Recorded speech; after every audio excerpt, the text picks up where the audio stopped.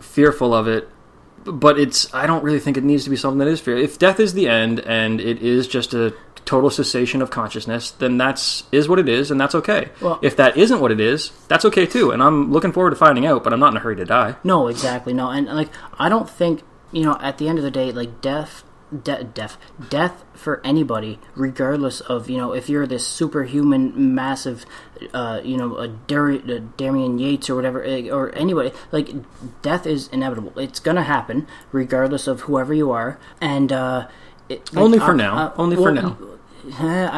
I don't know, man. Like, maybe they can put it off for a while. At the end of the day, I think death is always going to be inevitable.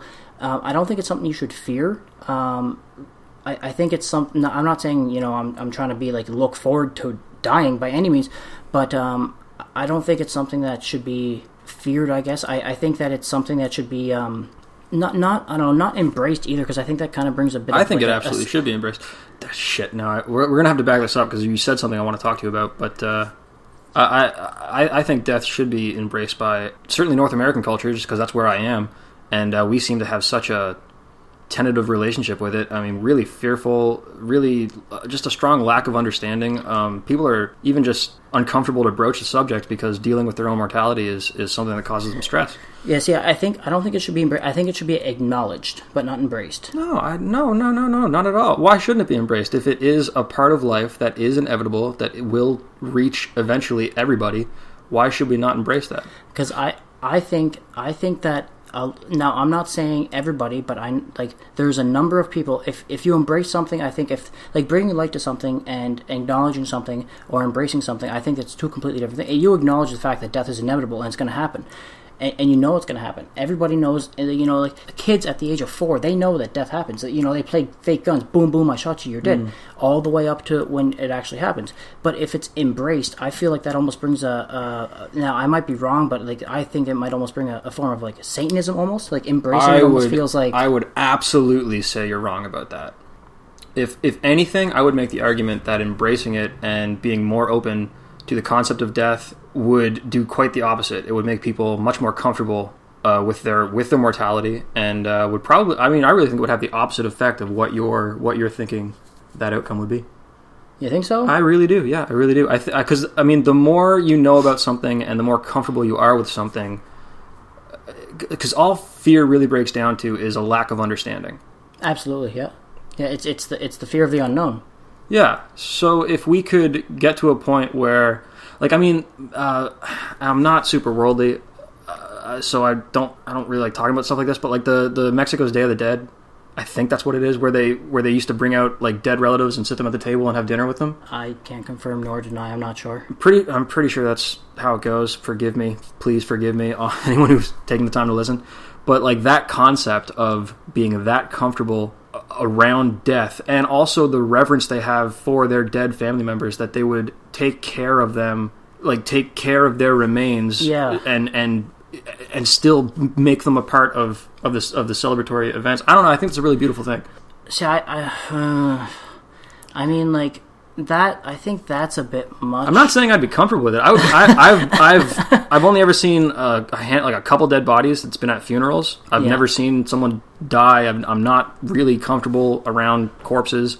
I hate when a pet dies. Having to bury them is the worst. Having to touch.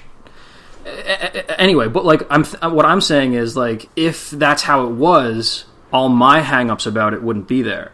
You know what I mean? If I was exposed to it. Yeah, I would have a better understanding and just be okay with it. You know what I mean? I think it in a way this almost comes down to back to the enforcement thing, where it's not a black and white thing. You know what I mean? Because nothing is. Because I don't know. And I could be wrong. I don't know. Like, everyone has their own opinions. I don't think that it's fuck, man. I don't know what I think. It's so complicated that like. There's so many different points and so many different things that I think about, and everything just convolutes itself, and I'm not sure what I think, because one minute I'm like, maybe it's this and maybe it's that, and at the end of the day, it comes back to like, you won't know until it's time to know. And like, what happens to you when you die? You upon your own respect and your own requests. Besides that, you won't really know what happens to you other than, I don't know, man. It's a fucking complicated. I recall what I wanted to say to you. You were talking about how death will always be an inevitability. I disagree. You think so? I do. You think it'll get to a point? I think we're either going to get to a point with medical science that anything and everything will be curable, or we're going to get to a point with technology where the human mind and a computer mind are one and the same, complete symbiosis. Well, they already have it now.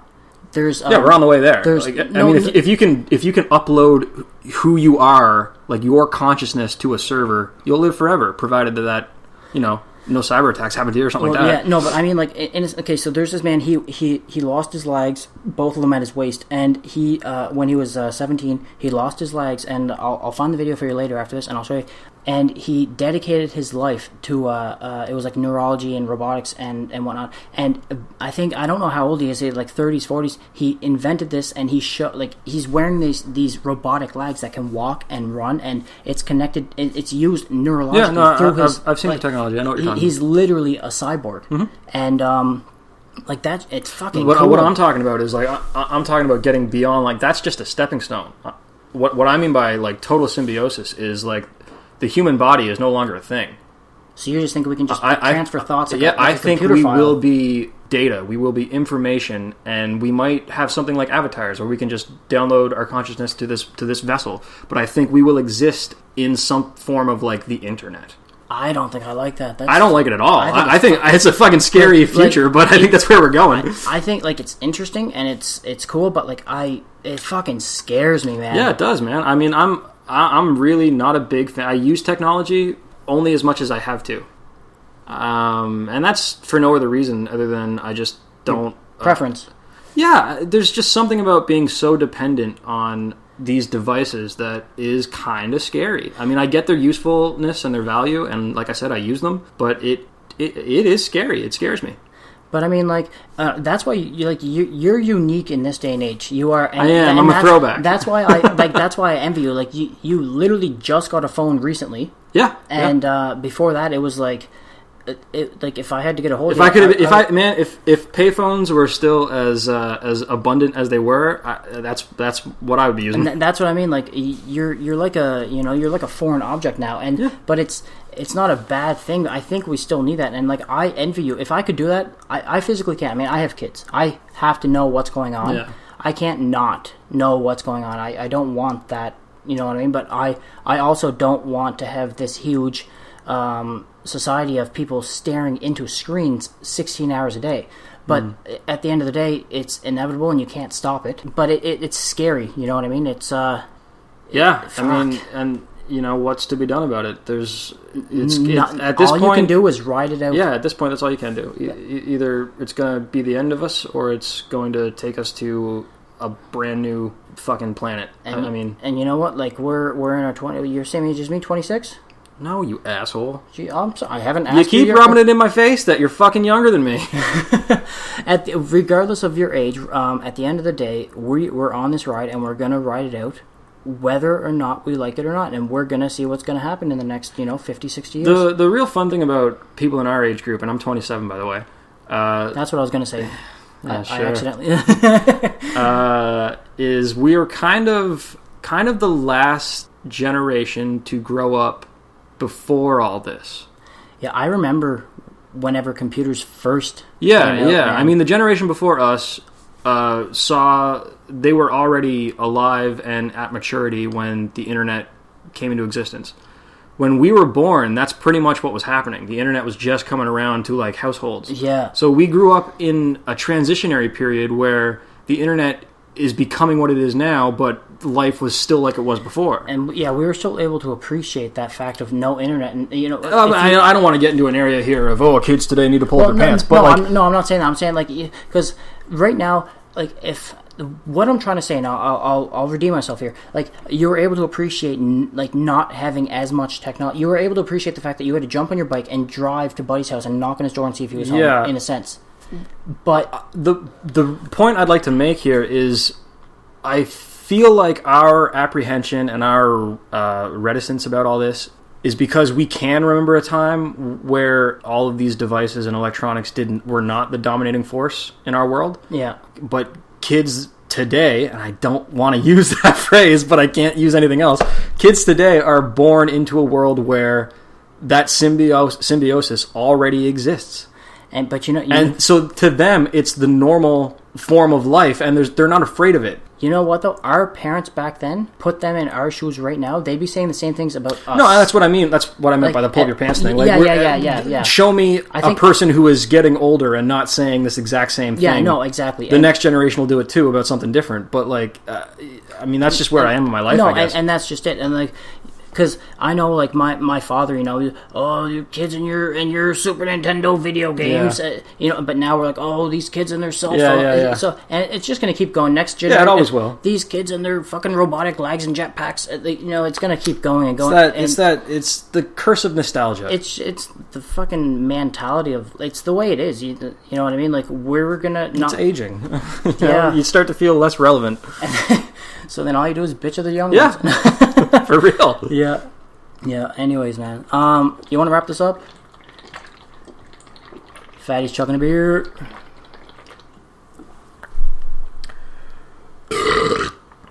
No, I don't. I want to... Oh, Jesus.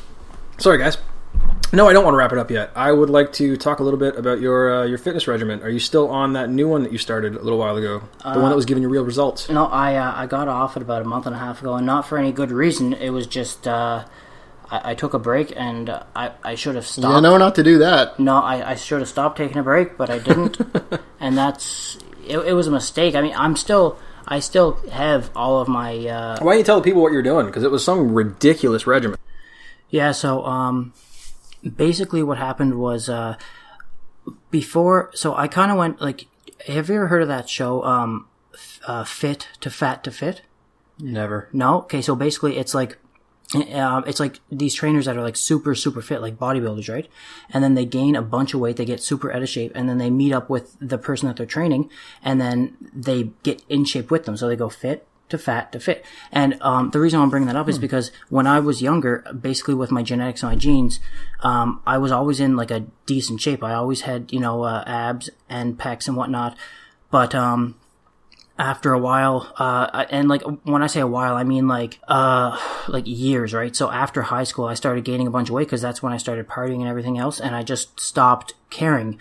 My metabolism kind of went downhill, as it does whenever you get older, but I never took care of it. So, long story short, I ended up gaining a bunch of weight, and this is like, I'm kind of backtracking from what you said.